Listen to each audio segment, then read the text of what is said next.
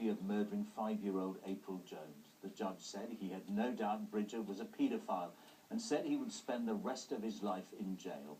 April went missing outside her home in Machynlleth last October. Her body has never been found. Let's cross now to Mold Crown Court and our Wales correspondent, Howell Griffith. Howell. George, the judge described Mark Bridger as a man who harboured morbid fantasies, who on October the 1st last year had set out to try and find a child to abuse. The child he found was April Jones, a little girl whose mother said today had left the house to go and play with her friends, but was to never return home. A happy, playful little girl. This was April Jones at the swimming pool on the day she disappeared. Within 2 hours, her hair still wet, April was abducted. Her path crossed with Mark Bridger, a paedophile who had spent months looking for a potential victim online and researching child murders. Today, moments after seeing Bridger being sentenced to a whole life term, April's parents spoke of the consolation they felt amid their loss.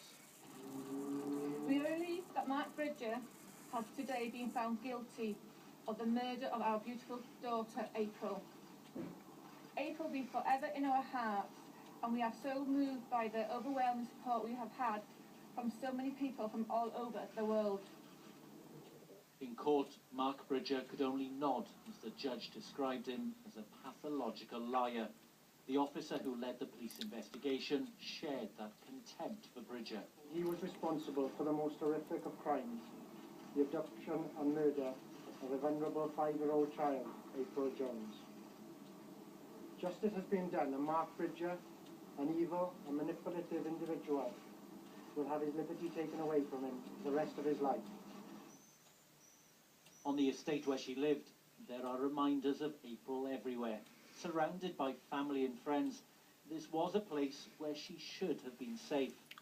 April was playing on her bike here, just around the corner from her home, when she was spotted by Mark Bridger. With no other adults around, he saw his opportunity.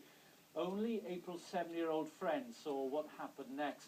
She says April was happy and smiling as she got into his car. Seconds later, April's mother made a desperate 999 call. It's emergency. I've got been kidnapped. Just stay still for me for a moment. Oh, hang on. Stop, can you speak to me? Struggling to breathe, she then hands the phone to a friend. She's gone off in a car with somebody. Somebody picked up in a car or something. Gone panicking, looking. Okay, what's the name of the child that's gone missing? April Jones. Within minutes, the police launched what was to become the largest ever search in UK force history. I've got 2 people who don't have transport. Alongside them, an army of volunteers. Machynlleth mobilised to try and find the little girl. As it searched from the sky, the police helicopter picked out Mark Bridger.